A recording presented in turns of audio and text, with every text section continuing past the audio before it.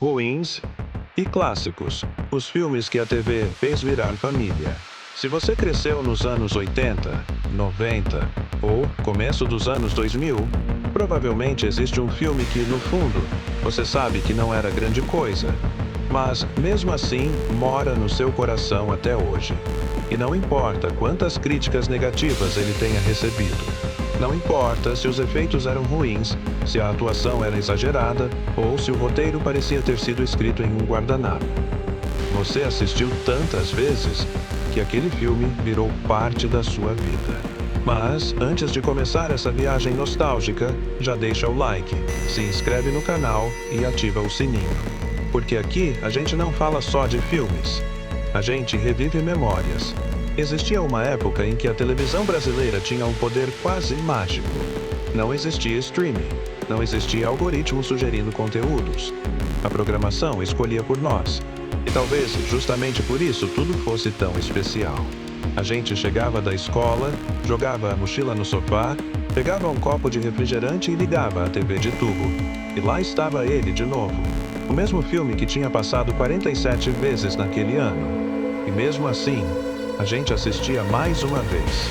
Era inacreditável como a TV aberta conseguia transformar filmes medianos em verdadeiras lendas da cultura popular brasileira.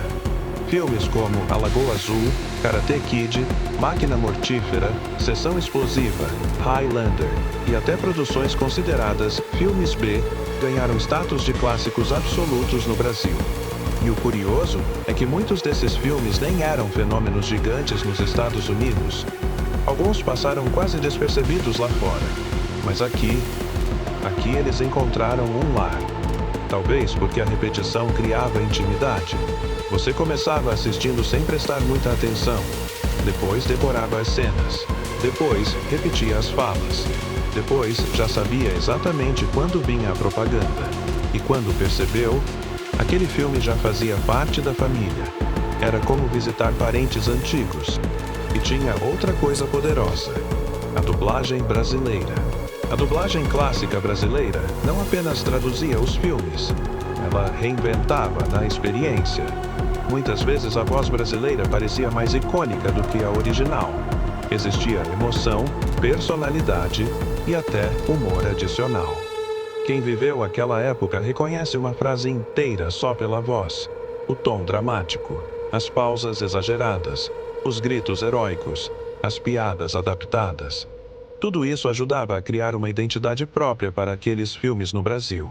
E talvez seja por isso que assistir hoje ao áudio original de alguns desses clássicos parece estranho. Porque, no nosso coração, a versão verdadeira era a da TV brasileira. Outro elemento inesquecível eram as capas das fitas VHS. Ah, as locadoras. Entrar numa locadora numa sexta-feira à noite era praticamente um ritual sagrado.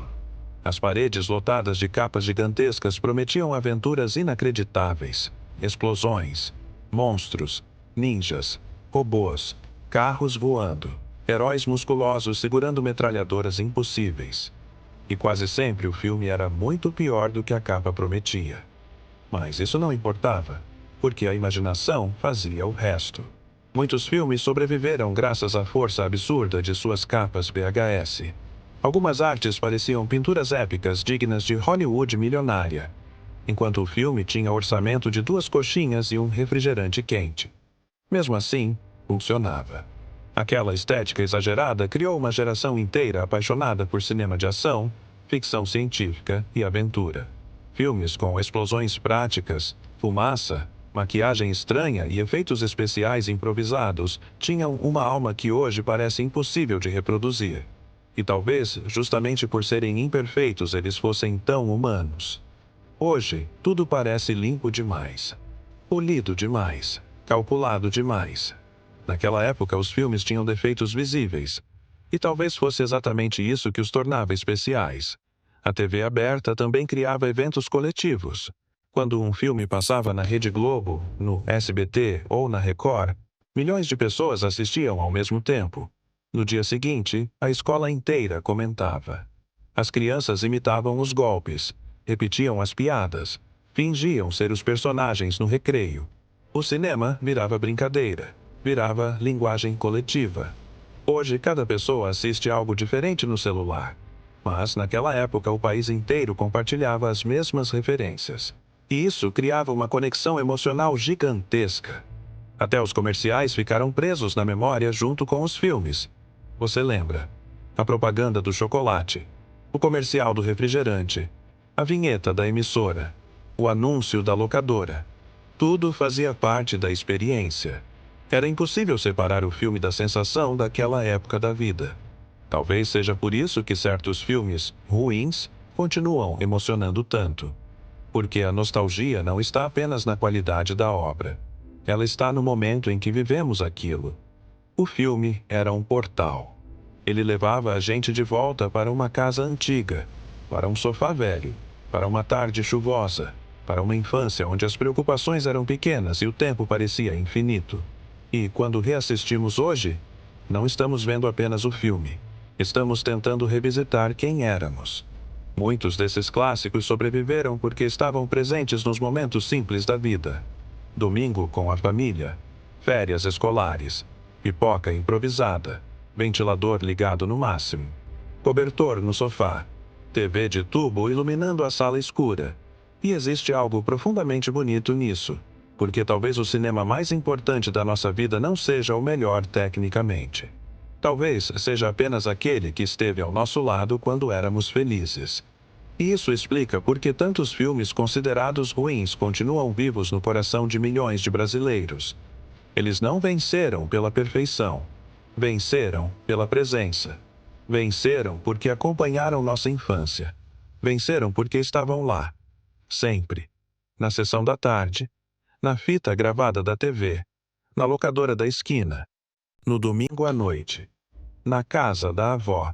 E toda vez que ouvimos uma trilha sonora antiga, ou vemos uma cena desses filmes passando na internet, algo estranho acontece. Por alguns segundos, a gente volta no tempo. E talvez essa seja a verdadeira mágica do cinema nostálgico. Não importa se o filme era ruim. Importa como ele fez a gente se sentir.